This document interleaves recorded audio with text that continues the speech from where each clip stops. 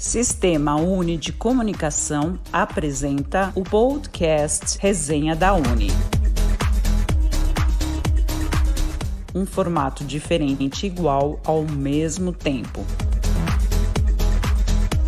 Pois a cada edição, um conteúdo diferente e uma qualidade igual entre os melhores. Apresentação: Flávio Monteiro e Ferrari Júnior. Toda segunda-feira às 20 horas, você não pode perder. Aqui não tem lorota, é papo firme, sem ponto e vírgula. Podcast Resenha da Uni. Agora o bicho vai pegar!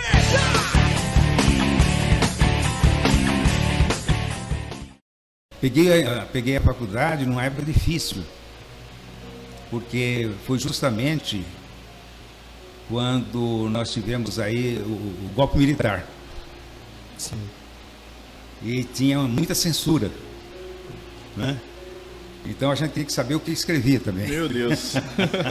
Porque não podia. Meio difícil. A coisa não era Período fácil, difícil não. no Brasil. Né? Seu Benevides, pegando um gancho aqui, boa noite, né? Boa noite. Pegando um gancho no que o senhor está passando para a gente aí, eu escuto dizer aqui que há muito tempo o senhor já está com a transmissão dos programas aqui na Universitária. Hoje nós somos web, mas o senhor está com a Rádio Universitária no 1060 há muitos anos. O senhor sabe mensurar desde quando o senhor está com essa transmissão aqui? Nós começamos aqui em 1991. 1991. Acho que um ano depois da emissora se instalar, a emissora. Sim. Logo em seguida, nós começamos. E sem interrupção. Sem interrupção. Todo domingo. Sem interrupção. Com o programa Perspectiva. Agora, a universitária, e o Momento a Espírita. universitária realmente é fiel, né, àquilo que fala, né? Sim, sim. Porque nós nunca deixamos de fazer o programa, a não ser por necessidade, problemas que pode haver, né? Pode impedir. Recentemente nós tivemos um problema Isso. de desligamento da CPFL que Isso. ficamos sem condição, mas caso Mas contrário, sempre tudo faz sol, faz chuva, sempre ali. A emissora sempre deu toda a cobertura, os funcionários, principalmente os técnicos, né? Deram muita cobertura ao programa. E trabalhamos também no jornal, com Marca de Garça, no Correio de Garça, que é do Alexandre Colombani. Não sei se vocês lembram do João Alexandre Colombani. Ele foi vereador, ele era um esportista, depois era um palmeirense, né? E o Colombani tem até um escritório ginásio embaixo do prédio, né? Embaixo do edifício. Tem até o ginásio, João Alexandre Colombani. Ali no Sim. São Paulo, né? Ele tinha um jornal, um Correio de Garça, e tinha o jornal com Marca de Garça, que é da família do Augusto Nascimento Castro.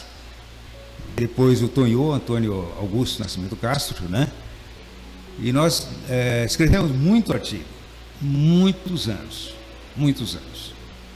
Quer dizer que eu tenho uma porção de coisa escrita. Né? Naquela época, como eu disse, é tudo mais difícil, porque eu não tinha computador. Hoje é uma facilidade, você não precisa nem ir, você manda, né, pelo... Manda um Twitter. Exatamente. Aquele tempo Bem não, você tinha que ir fácil, lá, né? correr lá e tal. E também as condições técnicas, né? Do jornal era difícil, você tinha que se adaptar àquela condição. Mas pra gente era o normal. Era normal isso, porque não conhecia outra, né? Era o que tinha, né? Agora, se acontecer uma coisa dessa, cada tempo é um tempo, né? Sim. Então nós tivemos um bom contato. Aprendi muito com o Nilson Basso Bento, Zé Abrão Basso, né? Sempre foi o técnico preferido do Nilson. E ele sempre colocava que realmente ele amava o rádio, ele queria ter uma rádio, né? Você estava nele, né? E eu tenho mais uma pergunta ainda dentro desse espaço. Como é que o senhor percebeu, o que o senhor sentiu com essa inovação da web, onde nós estamos hoje transmitindo os programas que o senhor realiza, né? Que é o Momento Espírito e Perspectiva, através de imagens direto do estúdio, inclusive essa imagem que está indo agora para o pessoal. O senhor acha que isso é algo que vem a somar, Lógico, somar a nível visual, sim, mas a nível de estrutura, o senhor acha que ficou algo mais dinâmico ou deveria manter aquela estrutura anterior? É claro que foi um avanço, né? Não tem dúvida nenhuma. Nem poderia contestar isso. E nós não podemos esperar que o tempo passe e a gente fica inerte diante do avanço tecnológico. Acho que a emissora tem que seguir o avanço tecnológico, tudo tem que seguir, né? É claro que nós estamos no início, estamos começando. Isso é só um início, porque o que nós temos aí de rádio web? Pouco tempo no Brasil. A gente vê que há uma dificuldade, né? Por exemplo, os ouvintes do nosso programa lá, o Perspectiva, o Momento Espírita, existe muita gente que não consegue ouvir o programa porque não utiliza o... Dificuldade com o aplicativo, né? Então, mas isso tudo vai se superando com o tempo, não tem dúvida nenhuma.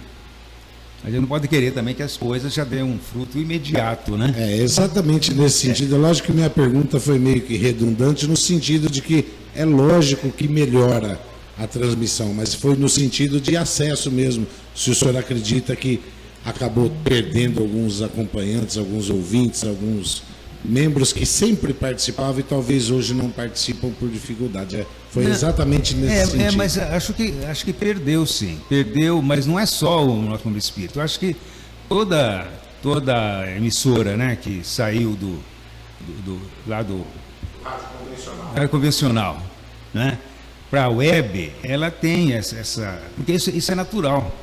Esse é o salto, né? Sim. Isso é o salto quântico. Então, só que, na verdade, isso recupera, porque nós estamos num período de transição. Período de transição. O povo ainda não acostumou, de uma maneira geral. Os mais jovens, aqueles que sabem utilizar com certa habilidade, por exemplo, um smartphone, né? Eles só elogiam. Eu me lembro do primeiro dia que nós apresentamos aqui, Rubinho. Primeiro dia, muita gente se manifestou.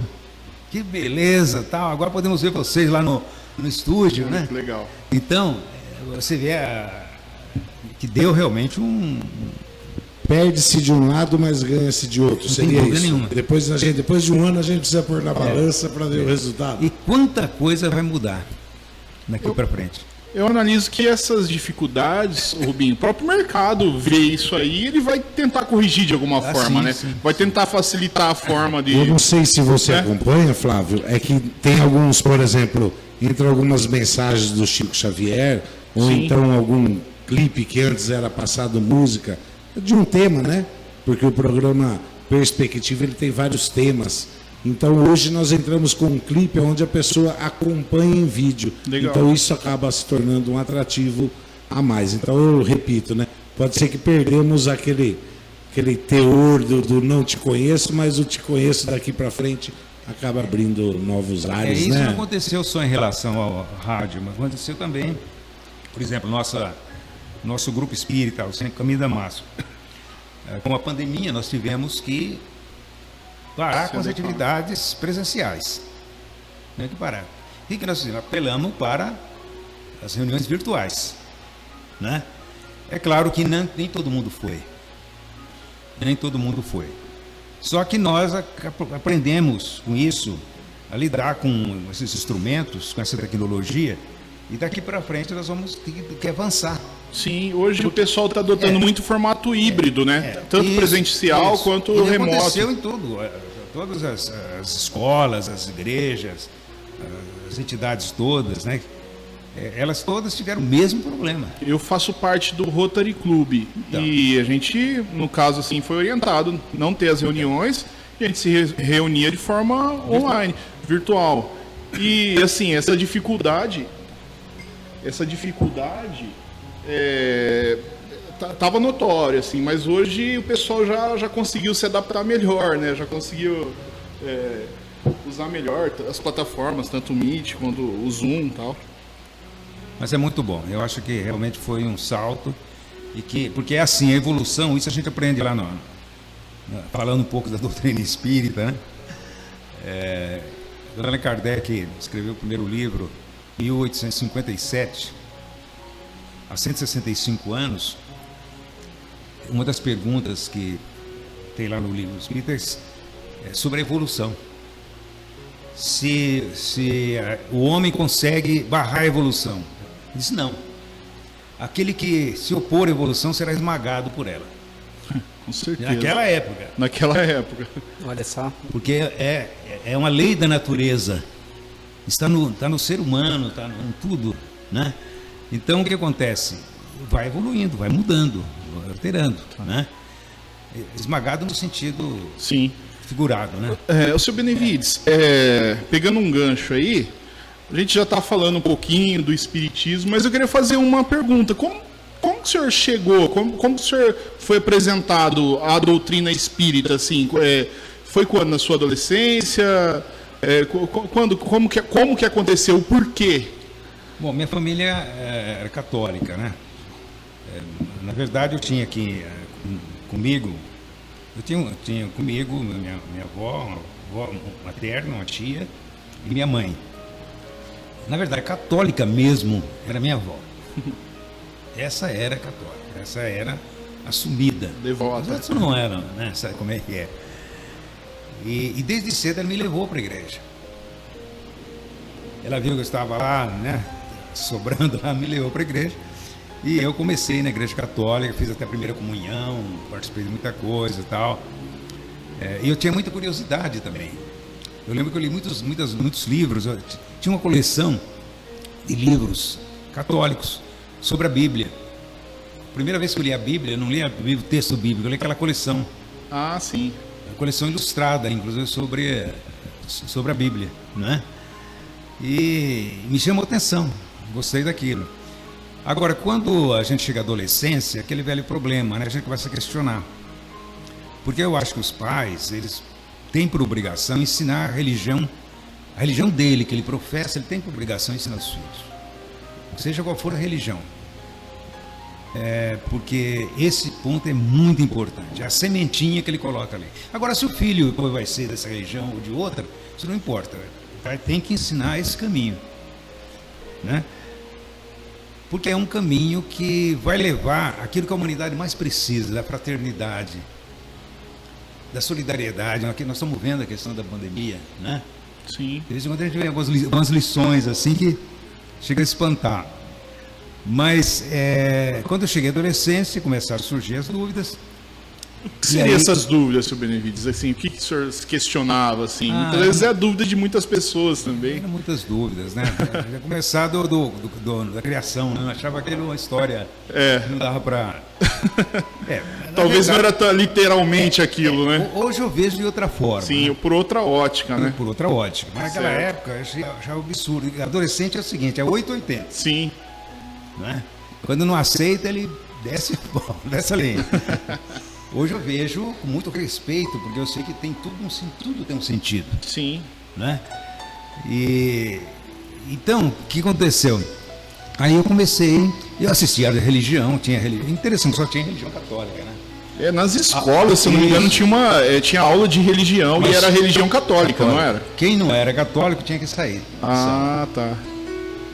Difícil, acho que era um momento difícil, meio histórico, né? Meio complicado. Eu, como era católico, hoje a gente trabalha com a tolerância, né? Tal. Mas eu vi os coleguinhas sair. Entendi. Sair da sala de aula e tal, porque não podia ficar ali. Eu achava assim, eu não achava absurdo que achava hoje, né? Se acontecesse hoje, sim. Mas naquela época, é a mentalidade da época. Felizmente é assim. A sociedade tem os seus valores, alguns são legítimos, outros não.